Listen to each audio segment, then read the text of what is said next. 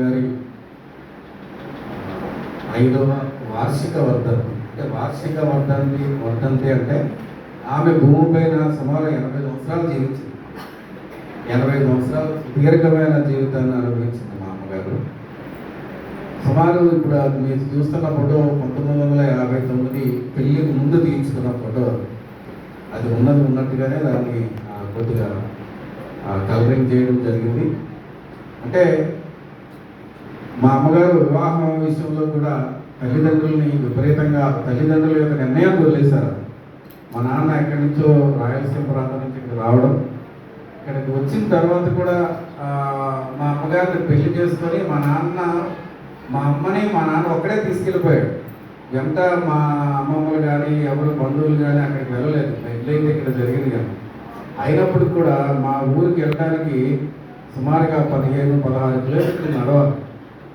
Road లేదు, సైకిళ్ళు బళ్ళు బస్సులు అలాంటి రోడ్డే లేనప్పుడు అవి ఉంటాయి కదా, కొండలో ఎక్కి దిగుతూ వెళ్ళాల్సిన ప్రాంతం అది.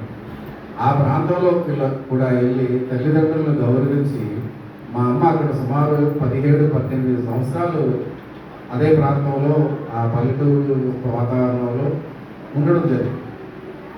అంటే చాలా బాధ్యతాయుతమైనటువంటి తల్లిగా పాత్ర పోషించింది. భార్యగా కూడా మంచి పాత్ర పోషించింది. అలాగే మా తాతయ్యకి మా అమ్మలకి మంచి కూతురుగా కూడా పాత్ర పోషించింది. అంటే తర్వాత ఆఖరిలో అమ్మమ్మ నానమ్మల పాత్ర కూడా పోషించడం జరిగింది. అంటే ఇన్ని పాత్రలు కూడా సక్సెస్ఫుల్గా పోషించింది మా అమ్మగారు. మీరు అనుకోవచ్చు ప్రతి సంవత్సరం ఎందుకు పెట్టాలి ఈ కార్యక్రమం. చాలామంది అడుగుతారు కూడా. ఎందుకంటే తల్లి తండ్రి అనేవాళ్ళు వజ్రాలు లాంటి వాళ్ళు దొరికిన తర్వాత వాళ్ళు కనుమరుగైపోయినప్పటికి కూడా వాళ్ళని స్మరించుకోవాల్సిన అవసరం మనందరి మీద ఉంది. స్మరణ చేయాలి, స్మరించుకోవాలి. వాళ్ళు మన కోసం ఏం త్యాగం చేశారు, వాళ్ళు మన కోసం ఎట్లాంటి బాధలు పడ్డారు, మనం ఈ స్థితికి రావడానికి ఈ రోజు ఇలాగా నిలబడడానికి వాళ్ళ యొక్క కృషి ఏంటి, వాళ్ళ యొక్క కంట్రిబ్యూషన్ ఏంటనేది కూడా మనం ప్రతి ఒక్కరూ మాట్లాడుకోవాలి. ఎందుకంటే ఇప్పుడంతా చాలా మెటీరియల్ లైఫ్ అయిపోయింది. తల్లిదండ్రులు ఒక చోట, పిల్లలు ఒక చోట, అలాగే ఒకవేళ వయోవృద్ధులు ఉంటే అమ్మమ్మలు నానమ్మలు ఒక చోట, అలాగా ఆ ఫ్యామిలీ అంతా కూడా విడిపోయి జీవిస్తున్న కాలంలో మనం బ్రతుకుతున్నాం. అంటే పిల్లలు కాకినాడలో ఉంటే తల్లిదండ్రులు కాకినాడలో ఉంటే పిల్లలు హైదరాబాద్లోనో అమెరికాలోనో లేకపోతే బొంబాయి లాంటి ప్రాంతాల్లోనూ ప్రపంచంలో ఏదో మూడు జీవిస్తూ ఉంటారు. తల్లిదండ్రులతో వాట్సాప్ కాల్లో మాట్లాడుకుంటూ ఉంటారు. అంటే తల్లిదండ్రుల అటాచ్మెంట్, ఆ అన్యోన్యత కానీ ఆ ఎఫెక్షన్ కానీ పిల్లలకి తల్లిదండ్రులకి మధ్య కనుమరుగైపోయిన రోజుల్లో మనం బ్రతుకుతున్నాం. కానీ ఇలాంటి రోజుల్లో కూడా మనం ఆనందంగా జీవించగలగాలంటే ముందు మనం మన తల్లిదండ్రులు, మన కుటుంబాన్ని ప్రేమించాలి, తల్లిదండ్రులను ప్రేమించాలి. తల్లిదండ్రుల విషయంలో బాధ్యతగా ఉండాలి.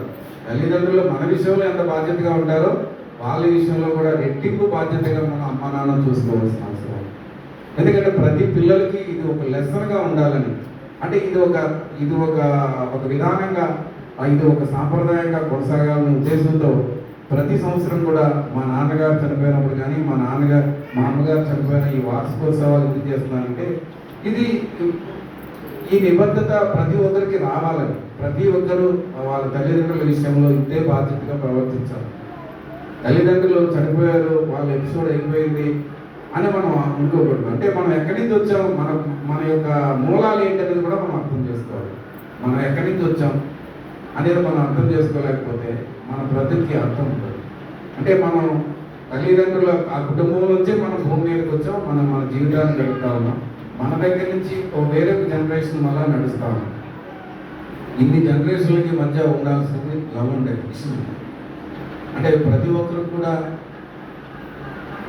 మనల్ని మనం ప్రేమించుకోలేని వాళ్ళం, మన తల్లిదండ్రులు ప్రేమించుకోవడం తెలియాలి, మన అక్క చెల్లెళ్ళను ప్రేమించడం తెలియాలి, అలాగే మన బంధువులను కూడా ప్రేమించడం తెలియాలి. అంటే మనం చర్చికి వచ్చి వెళ్ళిపోతున్నాం అంటే చర్చిలోనే ఒక అద్భుతమైన మాట ఉంటుంది బైబిల్లో, అదంటే నాకు చాలా ఇష్టం. నిందువలే ఆ ఒక్క మాటే సరిపోతుంది బైబిల్ అంతటికి. ఆ ఒక్కటి ఉంటే ప్రపంచం అంతా కూడా ప్రేమమయం అయిపోతుంది. ఈ ప్రపంచం అంతా కూడా ప్రేమతో నిండిపోతాం. ఒక్కటే ఉంటే చాలు. నిన్ను వలే నీ పొదుగు, అంతకన్నా అద్భుతమైన మాట ప్రపంచంలో ఏది లేదు. ఇంకా మిగిలిన అన్నీ కూడా ఇది ఒకటి